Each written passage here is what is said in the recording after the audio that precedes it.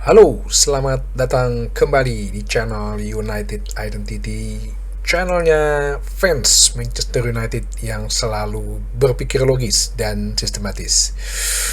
Om, jadi Andre Onana, kiper kita, Lisandro Martinez, Joshua Zirkzee dikabarkan sudah ikut berlatih bersama tim utama ya di Chicago. Jadi mereka pokoknya setiap kali latihan itu balik lagi ke Chicago ya. Kalau bermainnya ya di New York, di Chicago Stadium juga. Nah, ini dikabarkan 3 pemain yang selama ini cedera, apalagi Lisandro Martinez ya udah cedera lama, Joshua Zirkzee juga, plus juga Andre Onana yang baru aja sebelum tur busnya dia cedera ya, itu sudah kembali bersama tim utama untuk melakukan latihan. Ini berita yang sangat-sangat bagus, khususnya untuk area pertahanan yang gue bilang ya kayaknya sih back tengah-tengah itu udah pasti milik Matthijs de Ligt. Back tengah kanan bisa jadi miliknya Leny Yoro, sedangkan back tengah kiri itu antara Luke Shaw, Lisandro Martinez, atau nanti Aiden Haven jadi cadangannya.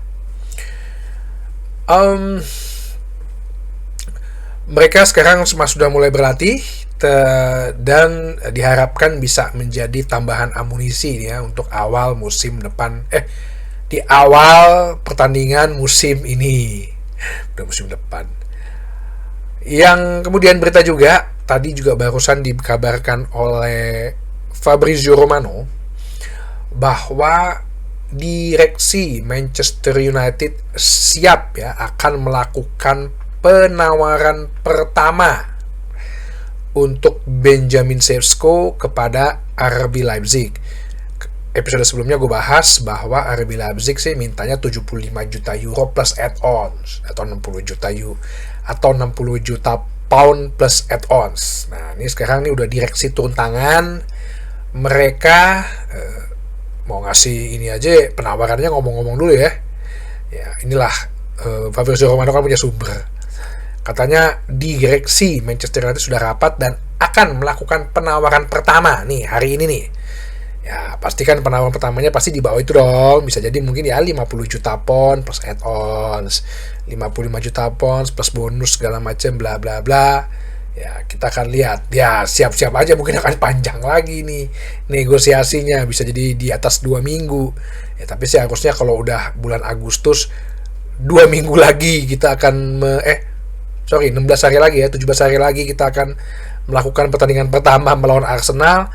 Harusnya sih dipercepat ya negosiasinya, karena masih ada 2 posisi lagi nih yang butuh dicari yang baru, yaitu posisi penjaga gawang dan posisi pemain tengah. Terus jadi banyak bertanya-tanya nih. Jadi bener nih Sesko duluan nih. Ya itu keputusannya manajemen Ineos ya, tim rekrutmen. Ada yang udah bilang katanya Sesko udah mulai nelfonin pemain-pemain Manchester United yang dia kenal. Siapa ya? Pemain dari Slovenia. Dia kan dari Slovenia, siapa yang dia kenal ya? Ada aja nih media mengatakan gimana ya, menurut lu semua kalau gue di sana. Yeah. Nah, tadi kan gue bilang, jadi betul nih Sesko, ya betul aja, bisa jadi, mungkin betul. Loh, terus jadi gimana nih dengan nasib Højlund yang katanya mau stay? Nah, ini yang mau gue coba bahas. Jadi gini, kalau memang Benjamin Sesko datang, ya mungkin akhirnya kita tidak memilih seorang mentor buat Højlund, tapi memilih seorang kompetitor. Ya. Kemarin gue bilang RB Leipzig sebenarnya tertarik sama Rasmus Højlund. Apakah akan ada tukar menukar? Bisa aja. Tapi kalau seandainya ya, ternyata Manchester United masih menginginkan Rasmus Højlund sebagai proyek jangka panjang ya. Jadi biar dilihat nih mana yang paling berkembang, yang nggak begitu berkembang, ya udah gue jual gitu. Apakah jangan-jangan emang bisa dipertahankan dua-duanya ya? kalau dipertahankan dua-duanya, berarti kan sebenarnya kita punya 4 penyerang. Højlund, Šeško jika bergabung, Joshua Zirkzee, dan Chido Obi Martin. Kalau dalam posisi seperti ini, menurut gue ada kemungkinan Chido Obi ya mungkin dipinjamkan ke sesama klub Inggris ya, entah di klub Championship, entah di klub Skotlandia, biar nanti hasilnya 2 tahun sesudahnya itu bisa kayak Amad Diallo nih. Amad Diallo kan gitu kan, dipinjemin di Glasgow Rangers, dipinjemin di Sunderland, ya habis itu dia cedera sempet kan, makanya dia agak lama, baru setelah itu dia menemukan tuh touch-nya, menemukan celahnya bagaimana sih dia bisa beradaptasi di sepak bola Liga Inggris gitu. Nah, kenapa gue berpikiran bahwa ya bisa aja sih kita punya 2 striker, 3 striker malah. Karena begini, kemarin bukan kemarin sih, tadi pagi sih sebenarnya gue agak terpikir juga gitu, terpancing bahasanya ya, terstimulus ya begitu deh, gara-gara gue ngeliat ada cuplikan kemarin pas Bournemouth lawan Manchester United, lagi pas pada posisi penyerang, terus gue melihat nggak sengaja, gue kan suka nonton film-film Netflix gitu ya, Netflix sama HBO tuh gue tuh suka nonton yang film-film detektif gitu loh, jadi yang kalau ada adegan ada petunjuk gitu, ngarahnya ke sini gitu. Nah, gue ngeliat pas lagi satu cuplikan di satu sosial media gitu, loh kok ngelihat formasi Manchester United agak mengarah ke 4-4-2 ya. Terus gue coba nonton lagi tadi sambil gue sarapan, sambil gue ya lihat-lihat berita lah ya, update market. Gue ngelihat pertandingan lagi, ya nggak semuanya sih, cuma ada beberapa sedikit gue coba cepet-cepetin. Pertandingan lawan Bournemouth yang di saat hujan deras itu.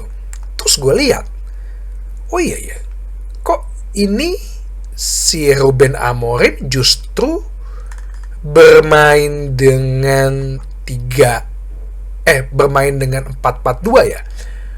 Jadi pada awal memang 3-4-3 ya.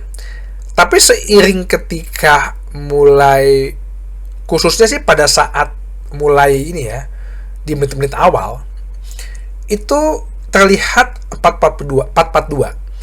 Cuman 4-4-2-nya itu lebih merapat. Nah, ya.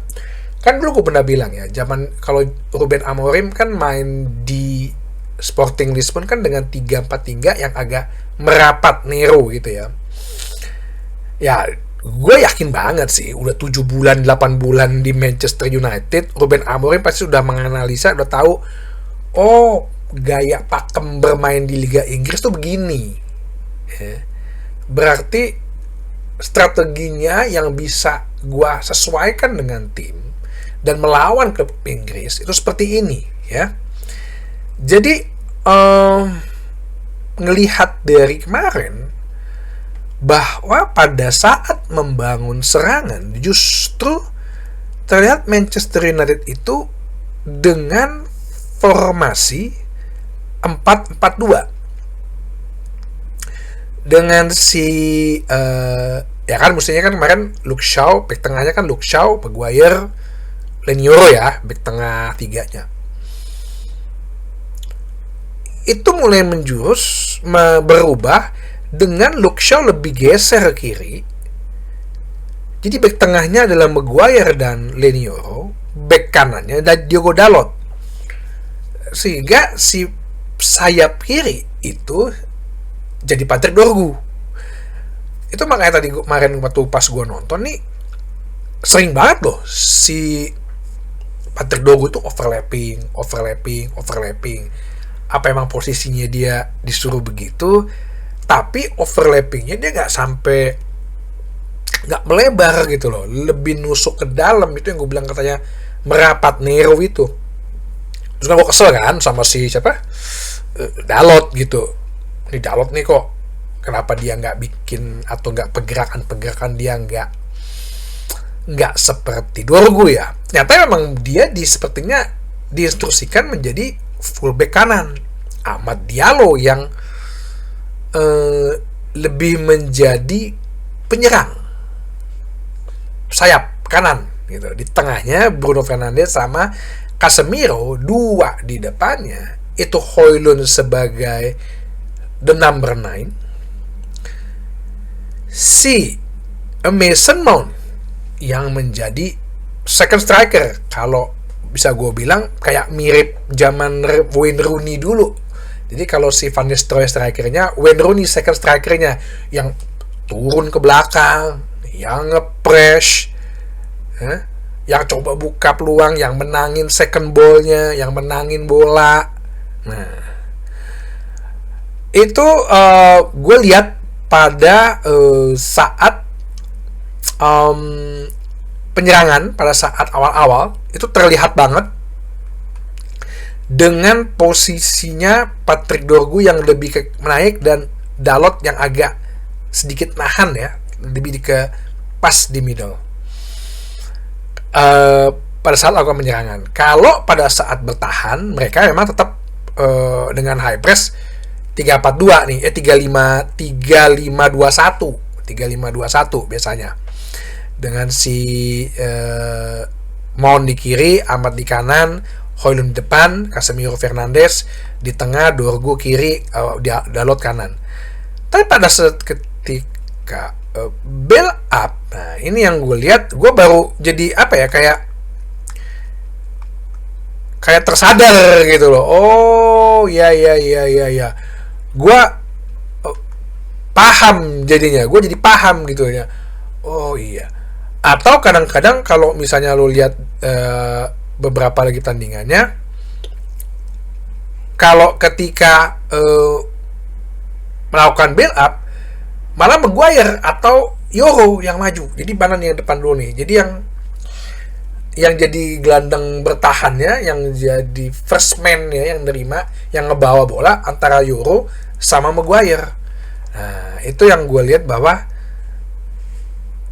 ini Ruben Amorim ternyata nggak terlalu baku juga nih dengan pola 3-4-3 ini. Nah, makanya kenapa gue bilang kayaknya si Højlund ini bakal bisa dipertahankan even pun Sesko masuk ya.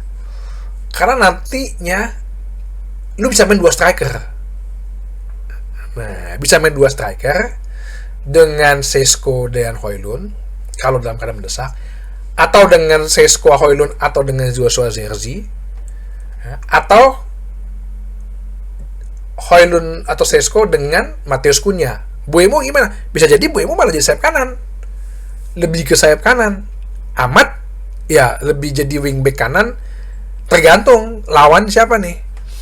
Kalau kita mau kayak gini kemarin ya, mau lawan Bournemouth, oke lah pakai posisi 4-4-2 ya, pastinya gue yakin kayaknya Amad lebih jadi kayak fullback kanan ya, karena dia kemampuan bertahannya juga cukup bagus gitu loh. Nah, jadi dengan 2 striker ini menambah amunisi kita ya. Jadi ya bener-bener keluhan fans, beberapa juga Amorim dalam setiap wawancara dibilang ya Sultan kita tuh mencetak gol, ya udah kita keep 3 striker deh ya, 2 striker number 9, 1 si Zirkzee kan bilangnya bukan the real number 9 ya, 9,5 dia bilang. Jadi kita punya variasi nih, punya variasi dalam bermain di kompetisi Liga Inggris di musim ini.